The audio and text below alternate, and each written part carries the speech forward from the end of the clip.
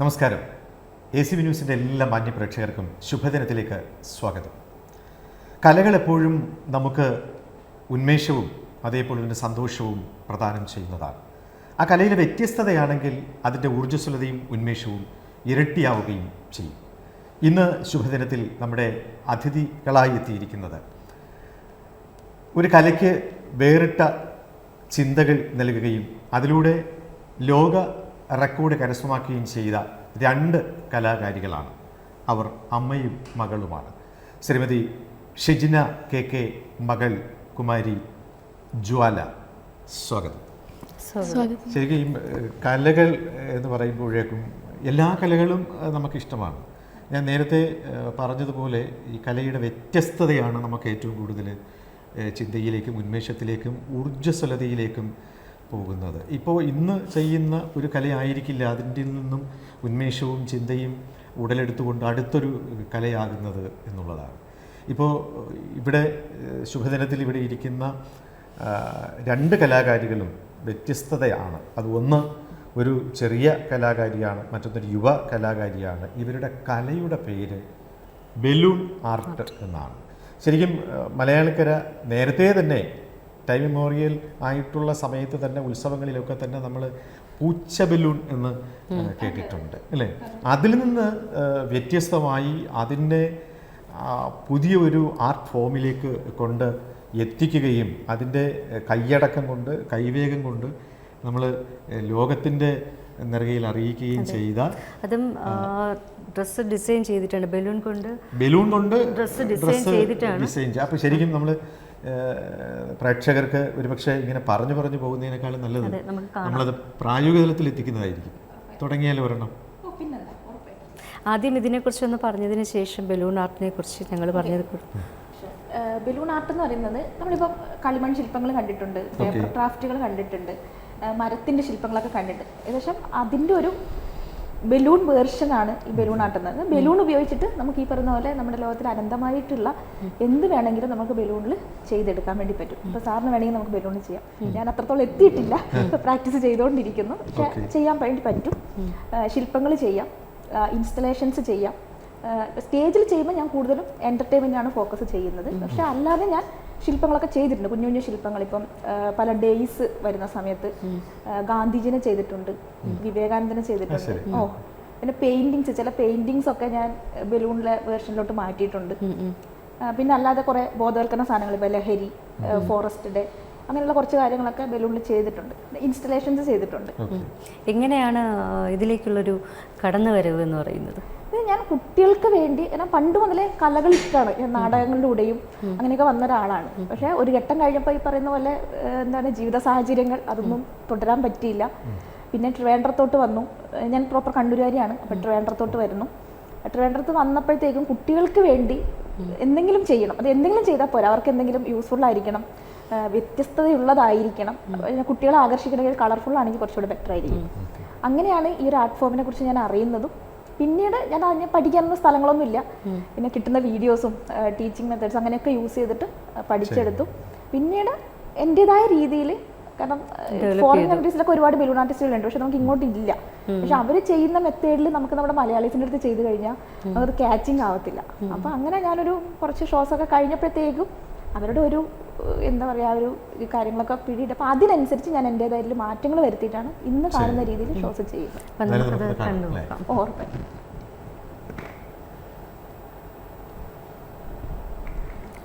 ഇതാണ് നമ്മൾ ഉപയോഗിക്കുന്ന ബലൂൺ. നമുക്ക് വാ കൊണ്ട് ഊതാൻ പ്രയാസമാണ്. ഇതൊക്കെ പമ്പ് യൂസ് ചെയ്തിട്ടാണ് നമ്മൾ ചെയ്യുന്നത്.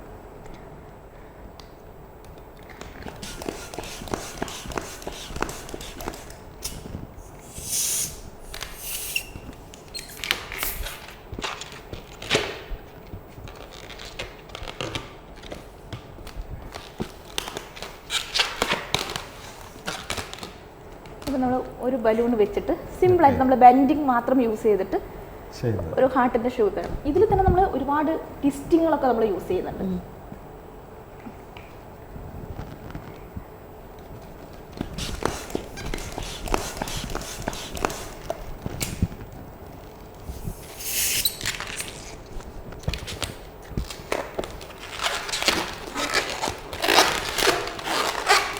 നമുക്ക് ഈ നീളമുള്ള ബലൂണിനെ നമുക്ക് ഇതുപോലെ പല രൂപങ്ങളാക്കി നമുക്ക് മാറ്റാൻ വേണ്ടിയിട്ട്.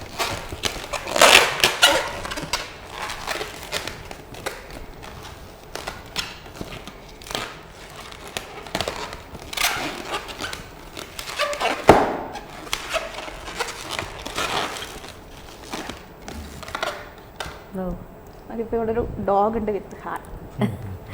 Thank you. വെൽക്കം. ഇങ്ങനെ വ്യത്യസ്തതയാർന്ന കാര്യങ്ങളാണ് നമ്മൾ ഇതിലൂടെ കാണിക്കുന്നത് അല്ലേ? അതെ. ശരിക്കും ഈ കലോത്സവ വേദിയിലൊക്കെ വന്ന് ചെയ്തിട്ടുണ്ടോ അല്ലേ? അതെ അതെ. അപ്പോൾ ഈ കുട്ടികളെ ഈ കലയിലൂടെ ഒരുപാട് ചിന്തിപ്പിക്കാനൊക്കെ സാധിക്കുന്നു. ഇപ്പോൾ ഇതിങ്ങനെ നമ്മൾ ക്ലാസ് ആയിട്ട് എടുത്തു കൊടുക്കാറുണ്ട്? ക്ലാസ് ആയിട്ട് എടുക്കുന്നുണ്ട്. അത് പക്ഷേ അത് കുറച്ചും കൂടെ മാറി നമ്മൾ എൻ്റർടൈൻമെൻറ്റ് ഫോക്കസ് ചെയ്യാതെ, എന്നാൽ ഈ ഒരു കല പഠിച്ചെടുക്കുമ്പോൾ നമുക്ക് കുട്ടികൾക്ക് കിട്ടുന്ന ഒരുപാട് മോട്ടോർ സ്കില്ല് ഡെവലപ്പ് ആകാൻ സഹായിക്കും. ഞാൻ അറിയാം ഇത് പൊട്ടുന്നൊരു സാധനമാണ്. അപ്പോൾ ഇതിൽ പ്രാക്ടീസ് ചെയ്യുന്ന സമയത്തേക്ക് പൊട്ടാതിരിക്കാൻ നമ്മൾ മാക്സിമം ശ്രമിക്കണം. അപ്പോൾ കുട്ടികൾക്ക് നല്ല കൈയടക്കം വേണം, ഒരു I coordination, I hand coordination നന്നായിട്ട് വേണം. പിന്നെന്ന് വെച്ചാൽ നല്ല ക്ഷമ വേണം. ഇത് എന്തായാലും പൊട്ടും. പൊട്ടിക്കഴിഞ്ഞാൽ നമ്മൾ വീണ്ടും വീണ്ടും ചെയ്യാൻ ക്ഷമയുണ്ടെങ്കിൽ മാത്രമേ നമ്മൾ വിചാരിച്ച രീതിയിലേക്ക് അതിനെ എത്തിക്കാൻ പറ്റുള്ളൂ. അപ്പോൾ ആ ലെവലിൽ നമ്മുടെ കുട്ടികൾക്ക് ഒരു ക്രിയേറ്റിവിറ്റി മാത്രമല്ല, അവർക്ക് മൊത്തത്തിലൊരു മെമ്മറിയുടെ കാര്യത്തിലാണെങ്കിലും അവരുടെ ശ്രദ്ധയാണെങ്കിലും ഇങ്ങനെ ഒരുപാട് പോസിറ്റിവിറ്റി കൊണ്ടുവന്നിട്ടാണ് ക്ലാസ് എടുക്കുന്നത്. അത് 2.5 hours അല്ല 3 hours എന്നത് ആക്ടിവിറ്റി ഓറിയൻറ്റഡ് ആണ്. പുള്ളി കുട്ടികൾക്ക് കളികളും ചിരികളും പാട്ടുകളും എല്ലാം മിക്സ് ചെയ്തിട്ടുള്ള ക്ലാസ്സാണ്. അപ്പോൾ ഈ ക്ലാസ് കഴിയുമ്പോഴത്തേക്കും കുട്ടികളുടെ കയ്യിൽ അവരുണ്ടാക്കിയിരുന്ന, അവർ പോലും അറിയില്ല, പക്ഷെ അവരുണ്ടാക്കിയിരിക്കുന്ന ഒരു രൂപം അവരുടെ കയ്യിൽ ശരിക്കും ഒരു എന്റർടൈൻമെന്റ് ആയിട്ട് കുട്ടികൾക്ക് അത് തോന്നുകയും ചെയ്യും. തോന്നുകയും ചെയ്യും. അവർക്കറിയില്ല അവരിങ്ങനെ എന്ത് സാധനം ചെയ്ത് വരികയാണെന്ന് പറഞ്ഞു. പക്ഷേ ഈ ക്ലാസ് കഴിയുമ്പോഴത്തേക്കും അവരുടെ കയ്യിൽ ഒരു ബലൂൺ ആർട്ടിന് ഒരു രൂപമുണ്ട്. അതും കൂടുതലും ഞാൻ ഈ ബലൂൺ അധികം യൂസ് ചെയ്യാറില്ല. കാരണം ഇത് ചെയ്ത് കഴിഞ്ഞാൽ കുട്ടികൾക്ക് പിന്നെ ഈ ബലൂൺ വാങ്ങിക്കാൻ കിട്ടത്തില്ല. ഇവിടെ അത്ര അവൈലബിൾ അല്ല. അപ്പം ഇവിടെ കിട്ടുന്ന ബലൂൺ വെച്ചിട്ട്, അത് ഞാൻ കോവിഡിന്റെ സമയത്താണ് അങ്ങനെ ഒരു പരീക്ഷണം ചെയ്തത്. കാരണം പലരും കോവിഡിൽ ലോക്കായി കിടക്കുന്നു. അപ്പോൾ അവർക്ക് വേണ്ടിയിട്ട് കുറേ പാരൻസ് എന്തെങ്കിലും ചെയ്യാൻ പറ്റുമോ, കാരണം എല്ലാവരും TV ഇതിലേക്ക് മാത്രമായിട്ട് അങ്ങ് ഫോക്കസ്ഡ് ആയി. അപ്പോൾ ആ സമയത്ത് എന്ത് ചെയ്യാൻ പറ്റും, കാരണം ബലൂൺസ് കുട്ടികൾക്ക് കിട്ടത്തില്ല. അങ്ങനെ ഞാൻ പരീക്ഷിച്ചതാണ് നമ്മുടെ നാട്ടിൽ കിട്ടുന്ന ബലൂൺ വെച്ചിട്ട് എന്ത് ചെയ്യാൻ പറ്റും. അങ്ങനെ ഞാൻ കുറേ ആനിമൽസിനും ഇതിനൊക്കെ ഡെവലപ്പ് ചെയ്തെടുത്ത് അത് വെച്ചിട്ട് കുട്ടികൾക്ക് ക്ലാസ് എടുത്ത് തുടങ്ങിയതാണ്. ഇപ്പം കണ്ടിന്യൂസ് ആയിട്ട് പല സ്കൂളുകളിലും വർക്ക്ഷോപ്പുകളിലും NSS ക്യാമ്പുകളിലൊക്കെ ഈ ആർട്ട് മുഖേന വളർന്ന മാർക്കറ്റിംഗ് എങ്ങനെയാണ്? കുഴപ്പമില്ല. കാരണം എന്ന് വെച്ചാൽ ഒന്ന് ഇതിൻ്റെ വ്യത്യസ്തതയാണ്. കാരണം പിന്നെ ഇത്തരത്തിലുള്ള ആർട്ടിസ്റ്റുകൾ ഇല്ല ഇവിടെ, അതൊരിതാണ്. അപ്പം അതെനിക്ക് ഗുണമായിട്ട് വന്നിട്ടുണ്ട്. പിന്നെ പറഞ്ഞതുപോലെ ഞാനും മോളും കൂടിയാണ് ചെയ്യുന്നത്. അപ്പം മോള് കുഞ്ഞുനാൾ മുതൽ തന്നെ അമ്മയുടെ ഇത് കണ്ടിട്ടാണ് ഇതിനകത്തോട്ട് വന്നത്. അതെ അതെ. അത് അതിനെക്കുറിച്ച് എന്താ പറയാനുള്ളത്? അത് അവള് കുഞ്ഞുനാൾ മുതൽ സ്റ്റേജിന്റെ പിറകിലുണ്ട്. കാരണം ഒരു പാല് കുടിക്കുന്ന സമയത്തും അവള് സ്റ്റേജ് പ്രോഗ്രാം ചെയ്യുന്ന സമയത്ത് സ്റ്റേജിന്റെ ബാക്കിലായിരുന്നു. അപ്പം അവള് കാണുമ്പോഴത്തേക്കും ഞങ്ങൾ സ്റ്റേജിൽ കയറുന്നുണ്ട്, തിരിച്ചു വരുന്നുണ്ട്. അപ്പോൾ ആ സ്റ്റേജിൽ കയറുമുള്ള കയ്യടികൾ കേൾക്കാം. അപ്പോൾ ഒരു 2-2.5 വയസ്സായപ്പോഴത്തേക്കും അവൾക്ക് സ്റ്റേജിൽ കയറണം എന്നുള്ളൊരു ആഗ്രഹം വന്നു. കാരണം നമ്മൾ പോകുമ്പോൾ ഞങ്ങളുടെ കൂടെ കയറണം എന്നുള്ളത്. അങ്ങനെ ഞാൻ ചെയ്തതെന്ന് വെച്ച് കഴിഞ്ഞാൽ, ഞാനൊന്ന് ബലൂണിൻ്റെ ഡ്രസ്സ് ഡിസൈൻ ചെയ്യുന്ന കൂടെ സ്റ്റേജിലേക്ക് കൊണ്ടുവരാറുണ്ടായിരുന്നു ഈ ഡ്രസ്സ്. കാരണം ആൾക്കാർക്ക് അറിയില്ല. അപ്പം എൻ്റെ ഷോൻ്റെ എൻഡിങ് എന്ന് പറയുന്നത് ബലൂൺ ഡ്രസ്സ് സ്റ്റേജിൽ വിഷ്വലി കാണിക്കുക എന്നുള്ളതാണ്. അപ്പം അങ്ങനെ അവൾക്ക് വേണ്ടിയിട്ടാണ് ഞാൻ ആ ഡ്രസ്സിനെ സ്റ്റേജിലോട്ട് കൊണ്ടുവരുന്നത്. കുഞ്ഞാണ്, അവൾക്ക് ചെയ്യാൻ പറ്റില്ല, കയ്യിൽ ബലൂൺസ് നിൽക്കത്തില്ല. അപ്പോൾ അവൾ അന്ന് എൻ്റെ മോഡലായിട്ട് ബലൂൺ ഡ്രസ്സ് ഇട്ടിട്ട് അവൾ സ്റ്റേജിലോട്ട് എൻട്രി ചെയ്യും. അങ്ങനെയാണ് സ്റ്റേജ് ഷോ വൈൻഡപ്പ് ചെയ്യുന്നത്. അപ്പോൾ അങ്ങനെ ചെയ്ത് പിന്നെ കുറച്ചും കൂടെ കഴിഞ്ഞപ്പോഴത്തേക്കും ഞാൻ പ്രാക്ടീസ് ചെയ്യുമ്പം ഇതൊക്കെ വെച്ചിട്ടാണ് അവളുടെ കളികൾ, പല പല രൂപങ്ങൾ വെച്ച് കളിക്കും. അങ്ങനെ ചുമ്മാ ഒരു ദിവസം ബലൂൺ കൊടുത്തപ്പോഴത്തേക്കും അവൾ തനി അതിൽ ചെയ്യാൻ തുടങ്ങി. സൈസിലൊക്കെ വ്യത്യാസങ്ങളുണ്ടായിരുന്നു, പക്ഷെ അവൾ ചെയ്ത് തുടങ്ങിയപ്പോഴത്തേക്കും പിന്നെ അതിൽ കുറച്ചും കൂടെ ഡെവലപ്പായിട്ട് പറഞ്ഞു കൊടുത്തു. അങ്ങനെ ഒരു 3 വയസ്സൊക്കെ ആയപ്പോഴത്തേക്കും അവൾ ചെയ്തു തുടങ്ങി. അങ്ങനെ പിന്നെ പതുക്കെ മോള് നന്നായിട്ട് വരയ്ക്കുമല്ലോ. വരയ്ക്കും. എന്തായാലും മോള് ഈ ഇങ്ങനെ 3 വയസ്സോടുകൂടി ചെയ്യുന്നു അല്ലേ? അമ്മയുടെ വഴിയിലൂടെ സഞ്ചരിച്ച് വിവിധ സ്റ്റേജുകളിലൂടെ പോയി ഇപ്പോൾ ഈ ബലൂൺ ആർട്ട് എന്ന് പറയുന്ന ആർട്ടിലേക്ക് ആർട്ടിസ്റ്റായിട്ട് മാറുന്നു. പിന്നെ അത് ലോക റെക്കോർഡിലേക്ക് മാറുന്നു, അതും ഈ കുഞ്ഞു പ്രായത്തിൽ. ഇതൊക്കെ കാണുമ്പോൾ എന്തോ തോന്നുന്നു? ശരിക്കും പറഞ്ഞാൽ സ്വയമായിട്ടൊരു അഭിമാനം ഉണ്ടെന്ന് വേണമെങ്കിൽ പറയാം. വേണമെങ്കിൽ 2.5 വയസ്സ് തൊട്ട് സ്വന്തമായിട്ട് ചെയ്യുന്ന അതിൻ്റെ എന്തോ ചെറിയ വീഡിയോ ഉണ്ട്, എന്തോ സ്റ്റുഡിയോയിൽ അമ്മയുടെ എന്തോ ഭാഗമായിട്ടുണ്ടായിരുന്നു. അപ്പം ഞാൻ ചുമ്മാ അവിടെ അതിലൂടെ എഴഞ്ഞു പോയി ഒരു ബലൂൺ കയ്യിലെടുത്ത് പിന്നെ ബാക്കോട്ട് തന്നെ വലിച്ചിട്ടു. അത് ഷൂട്ട് സമയമായതുകൊണ്ട് പിന്നെ ഞാൻ അവിടെ നിന്ന് ചുമ്മാ ചെയ്യാൻ തുടങ്ങി. കാരണം ഷൂട്ടാണ് എനിക്ക് ബോറിംഗ് ആയിട്ടുള്ള ഒരു പരിപാടിയാണ് ആ സമയത്ത്. ഞാൻ ചുമ്മാ ചെയ്തു. അപ്പം ഷൂട്ട് കഴിഞ്ഞ് നോക്കുമ്പോൾ ഞാൻ സ്വന്തമായിട്ട് ഉണ്ടാക്കിയ എൻ്റെ ഒരു സാധനം എൻ്റെ കയ്യിൽ കിടക്കുന്നു. അപ്പം പിന്നെ അമ്മ എനിക്ക് ഇമ്പ്രൂവ് ചെയ്ത് ഇപ്പം ഞാൻ ആർട്ടിസ്റ്റായി. പിന്നെ 3.5 വയസ്സിലോ 4.5 വയസ്സിലായിട്ട് GRRF എന്ന് പറയുന്ന റെക്കോർഡ് എനിക്ക് കിട്ടി. യങ്ങസ്റ്റ് ബലൂൺ ആർട്ടിസ്റ്റിനുള്ളതായിരുന്നു അത്. പിന്നെ ഇന്ത്യ ബുക്ക് ഓഫ് റെക്കോർഡ്സ് വന്നു, അതും യങ്ങസ്റ്റ് ബലൂൺ ആർട്ടിസ്റ്റിനായിരുന്നു. പിന്നെ ഒരു 1ാം ക്ലാസ് 2ാം ക്ലാസ് ആ ഒരു ടൈമിങ്ങിൽ APJ അബ്ദുൽ കലാം അവാർഡ് കിട്ടി. അപ്പം ബലൂണ് കൊണ്ട് ഞാൻ പ്രശസ്തമായി കൊണ്ടിരിക്കുന്നു. എന്തായാലും ഇങ്ങനെ ഈ ബലൂൺ ആർട്ട് കൊണ്ട് ഇതെന്ന് പറഞ്ഞാൽ എല്ലാവർക്കും അറിയാവുന്നൊരു വിദ്യയല്ല, വളരെ അപൂർവമായിട്ടുള്ള വിദ്യയാണ് നമ്മൾ സ്വായത്തമാക്കിയിരിക്കുന്നത്. പണ്ട് നമ്മൾ ഉത്സവ പറമ്പുകളിൽ പോകുമ്പോൾ കണ്ട് നമ്മളിങ്ങനെ മോഹിച്ച് അത് വാങ്ങിച്ച് ചെറിയ കൊണ്ട് ബലൂണുകൾ നടക്കും. മാത്രം. അതെ. പക്ഷെ അതിനകത്ത് ഈ ഒരു ബലൂണിനകത്തൊരു ബലൂൺ എന്ന് പറയുന്നതിന് നമുക്ക് അത്ഭുതമാണ്, അതിനോടൊന്ന് ചേർത്ത് വെക്കുക. അപ്പോൾ ഇങ്ങനെയൊക്കെ പുരസ്കാരമൊക്കെ ലഭിച്ചിട്ട് സ്കൂളിൽ പോയപ്പോൾ എങ്ങനെയായിരുന്നു അതിൻ്റെ ഒരു അനുഭവം? APJ അബ്ദുൽ കലാം കിട്ടിയപ്പം സ്കൂളിൽ എനിക്ക് ആദരവുണ്ടായിരുന്നു ആ സമയത്ത്. 1ാം ക്ലാസ് ആ ഒരു ടൈം ആയതുകൊണ്ട് അതിൻ്റെ പിറ്റേ ദിവസം ഏതൊരു സ്കൂൾ ദിവസം എനിക്ക് അവിടെ നിന്ന് ആദരവ് തന്നു. അത് ഇതേപോലത്തെ ഒരു സാരി ഇന്ത്യ ബുക്ക് ഓഫ് റെക്കോർഡും APJ അബ്ദുൽ കലാമും അവിടെ നിന്ന് എനിക്ക് തരികയായിരുന്നു. അതുപോലെ സ്കൂളിൽ പ്രവേശനോത്സവത്തിന് ഞാൻ ഇതുപോലെ പ്രോഗ്രാം ചെയ്തിട്ടാണ് ഓരോ പ്രാവശ്യവും ഞാൻ കയറുന്നത്.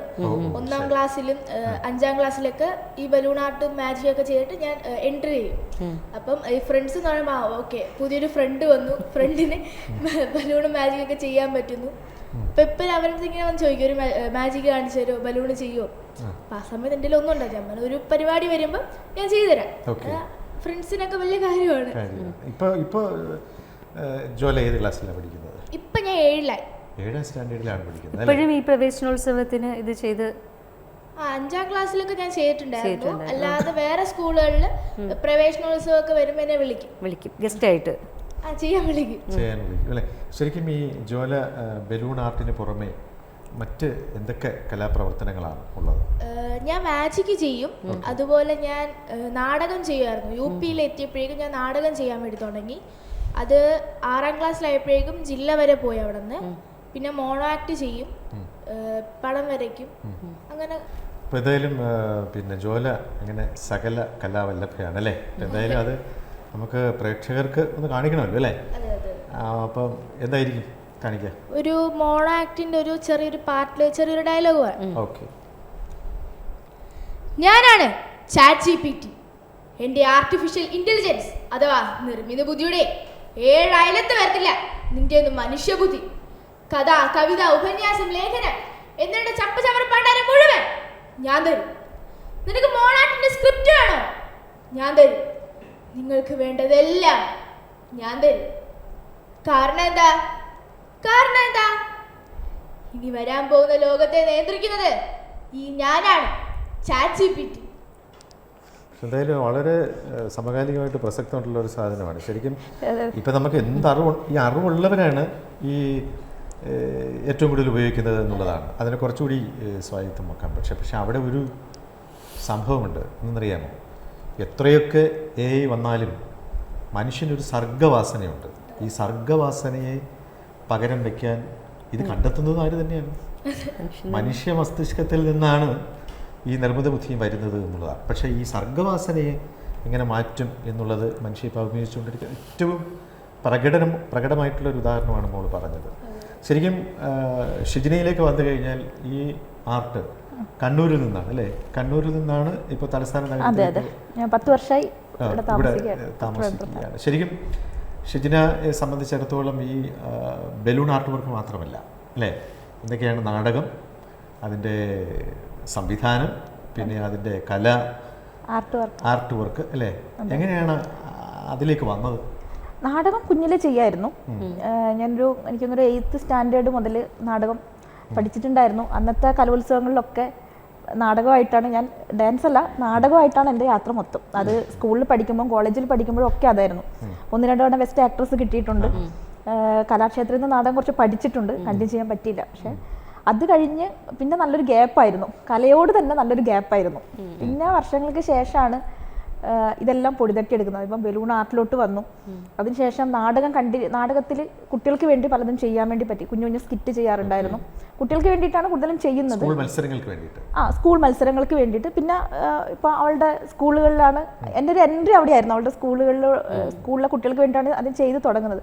പക്ഷെ അത് അത്രത്തോളം സക്സസ് ആകുമെന്നില്ല, കാരണം ഒരുപാട് വർഷം ചെയ്യാതിരുന്ന് ചെയ്യുകയാണ്. പക്ഷെ അന്ന് അവരത് ഫസ്റ്റ് നേടി, അവിടെ ഫസ്റ്റ് നേടി, ബെസ്റ്റ് ആക്ടർ കിട്ടി. അപ്പോൾ അത് ഭയങ്കര കോൺഫിഡൻ്റ് ആയിരുന്നു. പിന്നെ നമ്മൾ ട്രിവാൻഡ്രം ബേസ് ചെയ്തിട്ടൊരു ആർട്ട് സ്പേസ് എന്ന് പറയുന്ന ഒരു പെർഫോമിംഗ് ആർട്സിൻ്റെ ഒരു സെൻറ്റർ ഉണ്ട്.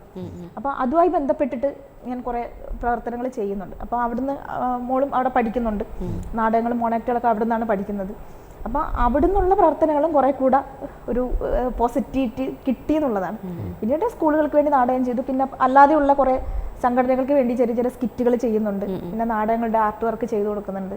ഇപ്പോൾ അത് കണ്ടിന്യൂസ് ആയിട്ട്. ശരിക്കും ഇപ്പോൾ നമ്മൾ ഈ നാടകം എന്ന് പറയുമ്പോഴേ, ഇപ്പോൾ കേരളത്തെ സംബന്ധിച്ചിടത്തോളം ഒരു നാടകത്തിന് അതിൻ്റെ ക്രമമായിട്ടുള്ളൊരു ചരിത്രമുണ്ട്. അത് അമച്വർ എന്നും രണ്ടാമതായിട്ട് പ്രൊഫഷണൽ എന്നും വിളിക്കുന്ന ഒരു നാടകമാണ്. ഒരു നാടക കൾച്ചർ തന്നെ നമുക്കുണ്ട് എന്നുള്ളതാണ്. പക്ഷേ അത് മത്സര ഇനത്തിലേക്ക് വരുമ്പോഴേക്കും, ഞാൻ മുന്നേ കലാകാരന്മാരോട് സംസാരിച്ചപ്പോൾ അവർ പറഞ്ഞതാണ്, ഒരു നാടകം സംസ്ഥാന ലെവലിലേക്ക് വരണമെങ്കിൽ ഒരുപാട് രൂപ ചെലവാണ്. നല്ല ചെലവാണ്. ഇപ്പോൾ താങ്കളെ സംബന്ധിച്ചിടത്തോളം സംവിധാനവും അതേപോലെ തന്നെ അതിൻ്റെ ആർട്ട് വർക്കും കൂടി നടത്തുന്നതുകൊണ്ടറിയാം, അതിനെ ശരിക്കും മത്സരത്തിലേക്ക് പണത്തിന് പ്രാധാന്യം വരുന്നൊരവസ്ഥയുണ്ടോ? ഒരിക്കലും ഇല്ല. കാരണം എന്ന് വെച്ച് കഴിഞ്ഞാൽ അതിൻ്റെ റൂൾസ് എടുത്ത് നോക്കിക്കഴിഞ്ഞാൽ, നമ്മൾ ഓരോ മത്സര ഇനത്തിനും റൂൾസ് ഉണ്ടാവും. ആ റൂൾസ് എടുത്ത് നോക്കിക്കഴിഞ്ഞാൽ അതിൽ വ്യക്തമായിട്ട് പറയുന്നുണ്ട്, കുട്ടികളുടെ നാടകങ്ങൾക്ക് വലിയ ഇതിൽ പ്രോപ്പർട്ടിക്കല്ല പ്രാധാന്യം, കുട്ടികളുടെ പെർഫോമൻസിനാണ് പ്രാധാന്യം എന്നുള്ളത്. പക്ഷേ ആരും തന്നെ മത്സരങ്ങളിലേക്ക് കുട്ടികളെ കൊണ്ടുവരുന്ന സമയത്ത് ആ റൂൾസ് നോക്കിയിട്ടല്ല വരുന്നത്. അവർ ഇപ്പം ഞങ്ങൾ നാടകത്തിന് പോയ സമയത്തേക്കും അന്ന് സബ് ജില്ലയിൽ മത്സരിക്കുകയാണ്. അപ്പോൾ അന്ന് മത്സരിക്കുന്ന സമയത്ത് ഞങ്ങളുടെ നാടകങ്ങൾ പോയത് മിനിമൽ, കുട്ടികൾക്ക് പ്രാധാന്യം കൊടുത്തുകൊണ്ടാണ് പോയത്. അതേ ദിവസം തന്നെ മറ്റൊരു നാടകം അവിടെ ഉണ്ടായിരുന്നു. അത് അവരെന്ന് വെച്ച് കഴിഞ്ഞാൽ കുട്ടികളുടെ പെർഫോമൻസിനേക്കാളും കൂടുതൽ അവിടെ വിഷ്വൽ ട്രീറ്റിനാണ് പ്രാധാന്യം കൊടുത്തത്. അപ്പം അത് കഴിഞ്ഞ് ജഡ്ജസ് അവർക്ക് സെക്കൻഡ് കിട്ടി, ഞങ്ങൾക്ക് ഫസ്റ്റ് എ ഗ്രേഡ് കിട്ടി, ഞങ്ങളെ ജില്ലയിലേക്ക് സെലക്ട് ആക്കി. അന്ന് അവരവിടെ ഇഷ്യൂ ആക്കി, അവർ ഭയങ്കരമായിട്ട് ഇഷ്യൂ ആക്കി, ഞങ്ങളുടെ കുട്ടികൾ ഇത്രയും എഫേർട്ട്. പക്ഷേ അവരപ്പോൾ ജഡ്ജസ് എടുത്ത് പറഞ്ഞു, പ്രോപ്പർട്ടിക്കല്ല, കുട്ടികൾക്ക് അവിടെ, കാരണം ഈ പ്രോപ്പർട്ടീസ് എല്ലാം വെക്കുമ്പോൾ പിന്നെ കുട്ടികൾക്ക് നിൽക്കാനോ പെർഫോം ചെയ്യാനോ അവിടെ സ്പേസ് ഇല്ല എന്നുള്ളതാണ്. കുട്ടികളുടെ നാടകങ്ങൾ എന്ന് പറയുന്നത് കുട്ടികൾക്ക് പ്രാധാന്യം കൊടുത്തുകൊണ്ട് അവർക്ക് അവിടെ മാക്സിമം ഓടിച്ചാടി കളിച്ചുകൊണ്ട് അവതരിപ്പിക്കാനുള്ള ഒരു സ്പേസ് കൊടുത്തുകൊണ്ട് വേണം നാടകം ചെയ്യാന്നുള്ളതാണ്. പക്ഷെ ആരും നോക്കാറില്ല. ഇന്ന് എല്ലാ നാടകങ്ങളും എടുത്തു കഴിഞ്ഞാൽ, ഞാൻ നാടകങ്ങളെ കുറ്റം പറയുന്നില്ല, ചില നാടകങ്ങൾ പ്രോപ്പർട്ടീസ് യൂസ് ചെയ്ത് കഴിഞ്ഞാൽ വളരെ നമ്മൾ സംസ്ഥാന കലോത്സവമൊക്കെ എത്തുമ്പോഴത്തേക്കും വേറെ ലെവലിലാണ് ഇരിക്കുന്നത്. പക്ഷെ അതല്ലാതെ പല നാടകങ്ങളും ഇപ്പം നമ്മളൊരു സബ് ജില്ലയ്ക്ക് എടുത്തു കഴിഞ്ഞാൽ നമുക്കറിയാം, ആ കുട്ടികളെ കൊണ്ട് എന്താ പറയുക, നമുക്ക് പോലും വിഷമം തോന്നുന്ന നാടകങ്ങൾ അവർ ഉണ്ടായിട്ടുണ്ട്. അപ്പം അവർ ചെയ്യുന്ന വെച്ചാൽ നാടകം കുറെ പ്രോപ്പർട്ടീസ് എടുത്തുകൊണ്ട് കുട്ടികൾക്ക് വലിയ പ്രാധാന്യം ഇല്ലാണ്ട് കൊടുക്കുന്ന നാടകം ഞാൻ എത്രയോ കണ്ട് എനിക്ക് വിഷമം തോന്നിയിട്ടുണ്ട്. അപ്പൊ എന്തുകൊണ്ട് റൂൾസ് നോക്കുന്നില്ല അവര്, അറിയില്ല. കുട്ടികളുടെ നാടകം റൂൾസ് പ്രത്യേകം പറയുന്നുണ്ട്, പ്രോപ്പർട്ടീസ് മാതാപിതാക്കളാരും ഒരു കോംപ്രമൈസിന് തയ്യാറാകുന്നില്ല എന്നുള്ളതാണ് വ്യത്യാസം. അവർ പൈസ ഇറക്കാനും തയ്യാറാണ്. ശരിക്കും ഈ ബലൂൺ ആർട്ട് എന്ന് പറയുന്ന ഒരു കല അത് ഏറ്റവും കൂടുതൽ ഇപ്പോൾ പോപ്പുലർ ആയിക്കൊണ്ടിരിക്കും. നല്ലൊരു ആർട്ടിസ്റ്റിനെ കിട്ടിയിട്ട് നമ്മളിത് പ്രേക്ഷകർക്ക് വേണ്ടിയിട്ട് കുറച്ചുകൂടെ ചെയ്ത് കാണിക്കണ്ടേ? ശരിക്കും, തീർച്ചയായിട്ടും അതിൽ ഒരെണ്ണം കൂടി നമുക്ക് കാണിക്കണം. പക്ഷേ അതിനോടൊപ്പം ഒരു കുഞ്ഞു ചോദ്യം കൂടി. ഇങ്ങനെ ഈ ഒരു ആർട്ടിലേക്ക് വന്നപ്പോഴേക്കും ഒരു ആദ്യത്തെ അനുമോദനം എവിടെ നിന്നാണ് കിട്ടിയത്? ട്രിവാൻഡ്രത്ത് തന്നെയായിരുന്നു. എനിക്കൊന്ന് റോട്ടറി ക്ലബിൻ്റെതായിരുന്നു. എനിക്ക് ട്രിവാൻഡ്രം റോട്ടറി ക്ലബിൻ്റെ ഒരു ബെസ്റ്റ് ബലൂൺ ആർട്ടിസ്റ്റ് അവാർഡെന്ന് പറഞ്ഞിട്ടൊരു, അത് എനിക്കൊന്ന് ബലൂൺ ആർട്ടിൻ്റെ ഫീൽഡിൽ വന്നിട്ട് ഒരു 1 year ആകുമ്പോഴത്തേക്കും എന്നെ തേടിയെത്തിയ, അതാണ് എൻ്റെ ഫസ്റ്റ് തുടക്കം എന്ന് പറയുന്നത്. അതിനുശേഷം പിന്നെ ഡി ശ്രീദേവിയുടെ, ജസ്റ്റിസ് ഡി ശ്രീദേവിയുടെ പുരസ്കാരം, അത് പുരസ്കാരം കിട്ടി. പിന്നെ ഈ പറഞ്ഞ Asia book of record, India book of record, പിന്നെ അല്ലാതെ കുഞ്ഞു കുഞ്ഞ് പല പല ക്ലബിൻ്റെതും അങ്ങനെയായിട്ടുള്ള ഒരുപാട് പുരസ്കാരങ്ങൾ കിട്ടിയിട്ടുണ്ട്. ശരിക്കും ഏറ്റവും കൂടുതൽ പോപ്പുലർ ആയിട്ടുള്ളൊരു ആർട്ടാണ്. ആർട്ട് അതൊന്ന് കാണിച്ചാലോ? പിന്നെന്താ, നമ്മൾ ഇത്രയും നേരം കണ്ടതെല്ലാം ഒരു ബലൂൺ വെച്ചിട്ടുള്ളതായിരുന്നു. നമുക്കൊരു 2 ബലൂൺ വെച്ചിട്ട് ചെയ്യാം. നമുക്കിത് എന്ത് വേണമെങ്കിലും ചേട്ടോ. നമ്മളിപ്പോൾ ഒരു ബലൂണിൽ തുടങ്ങിയിട്ട് നമുക്കൊരു 5 ബലൂൺ വെച്ചിട്ടും 6 ബലൂൺ വെച്ചിട്ടൊക്കെ ചെയ്യുന്നത്. ഒരു സ്റ്റേജിലൊക്കെ ചെയ്യുന്ന സമയത്തേക്കും കൂടുതലും കുഞ്ഞ് ഐറ്റംസ് എന്ന് മാറി ആൾക്കാർക്കൊരു വിഷ്വൽ ട്രീറ്റ് കൊടുക്കുക എന്നുള്ള രീതിയിലാണ് കൂടുതൽ ഇമ്പോർട്ടൻറ്റ് കൊടുക്കുന്നത്. നമുക്ക് ഇവിടെ അത്ര പറ്റാതെ നമുക്ക് കുഞ്ഞ് ചെയ്യാം.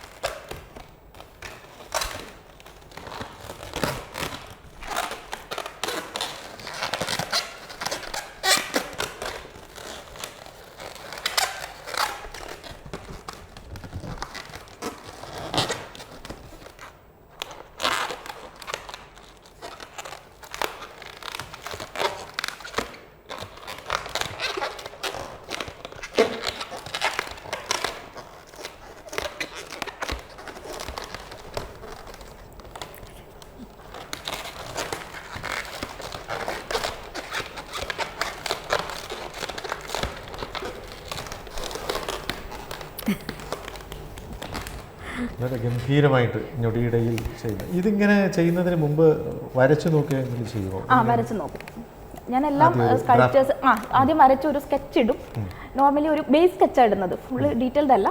ബേസ് സ്കെച്ച് ഇട്ടിട്ട് പിന്നെ അതിനെ ബലൂൺ വേർഷനിലോട്ട് ഒന്നും കൂടെ സ്കെച്ച് ചെയ്യും. അങ്ങനെ ഓരോ ടിസ്റ്റിങ് നോക്കും. ഇതിപ്പോൾ നമ്മൾ ഓരോ ചെയ്യുമ്പോൾ അറിയാം, ഇതിപ്പം ഓരോ ടിസ്റ്റിംഗ് ആണ്, ഇത് ലൂപ്പ് ടിസ്റ്റ്, അങ്ങനെ ഓരോ ടിസ്റ്റിംഗ് ആണ്. ഇവിടെ ചെയ്യുന്ന നമ്മൾ ബെൻഡിങ് ആണ് ചെയ്യുന്നത്.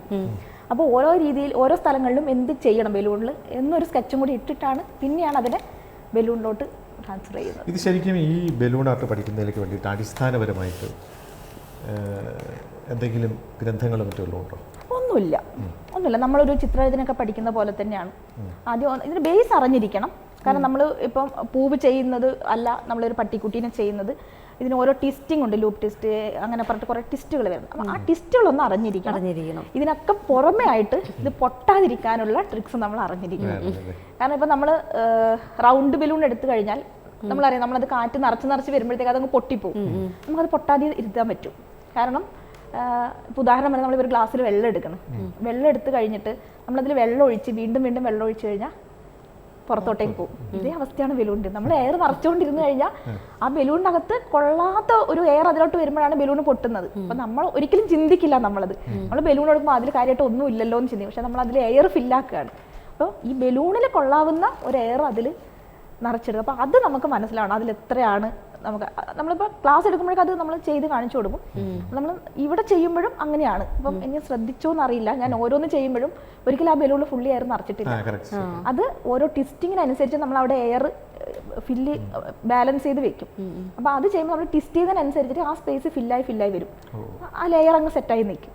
പക്ഷെ നമ്മൾ കൂടുതൽ എയർ നിറച്ചിട്ടാണ് അത് ടെസ്റ്റ് ചെയ്തെങ്കിൽ ബലൂൺ പൊട്ടിപ്പോകും. അതെ അതാ പറഞ്ഞത്, നമുക്ക് ക്ഷമ നന്നായിട്ട് വേണം. ശരിക്കും മോള് ഉദാഹരണത്തിന് എല്ലാ മേഖലയിലും അമ്മയെപ്പോലെ തന്നെ നാടകത്തിലുണ്ട് അല്ലേ, മോണാക്റ്റിലുണ്ട്, എഴുത്തിലുണ്ട്, വരയിലുണ്ട്. ഭാവിയിൽ ജ്വാല ആരാകണം? അങ്ങനെ ചോദിച്ചാൽ അതിപ്പം ഞാൻ ആലോചിക്കുന്ന ഒരു ഇതായിരുന്നില്ല. പണ്ട് എനിക്ക് തോന്നുന്നു ഒരു 1ാം ക്ലാസ് 2ാം ക്ലാസ്സിലൊക്കെ ഇരുന്ന സമയത്ത് എനിക്ക് ടീച്ചറാണോ എന്നൊരു ആഗ്രഹം ഉണ്ടായിരുന്നു. അതൊരു ബുക്ക് വായിച്ചിട്ട് ഇൻസ്പയർ ആയതാണ്. അത് പിന്നെ വളർന്നപ്പം അത് ഞാൻ വിട്ടു. കാരണം കൂടുതൽ ഇതിലേക്ക് പോയി, കൂടുതൽ കലാമേഖലകളിലേക്ക് പോയപ്പോഴേക്കും അപ്പം അതുമായിട്ട് ബന്ധപ്പെട്ട് നിൽക്കുമ്പോൾ ഇതങ്ങ് നമുക്ക് പ്രത്യേകിച്ച് അങ്ങ് തോന്നില്ല. അപ്പം നാടകത്തിലായി, ബലൂണായി, മാജിക്കായി, വരയായി, ബുക്ക് വായിക്കുമ്പോൾ അത് ഓരോ സമയത്ത് ഓരോ ബുക്ക് വായിക്കുമ്പോൾ ഓരോ ഇൻസ്പിറേഷനാണ്. അപ്പം ഇപ്പം ഞാൻ ആലോചിക്കുന്ന ഒരു മേഖലയല്ല, കുറച്ചുകൂടെ കഴിയട്ടെ എന്നല്ലേ. ആ കാലത്തിനനുസരിച്ച് ഞാൻ ചിന്തിക്കും അല്ലേ, എന്നിട്ട് അങ്ങനെ അതിലേക്ക് ഓരോ സമയവും അല്ലേ. ഇപ്പം എന്തായാലും പഠിത്തം അല്ലേ, പഠിക്കുന്ന കാര്യങ്ങൾ കലയുടെ കാര്യങ്ങൾ എല്ലാം ഇങ്ങനെ നന്നായിട്ട് കൊണ്ടുപോകാൻ പുതിയ വേദികൾ വരട്ടെ. ഈ അതുല്യ കലാകാരികൾക്ക് എല്ലാവിധ ആശംസകളും. Thank you so much.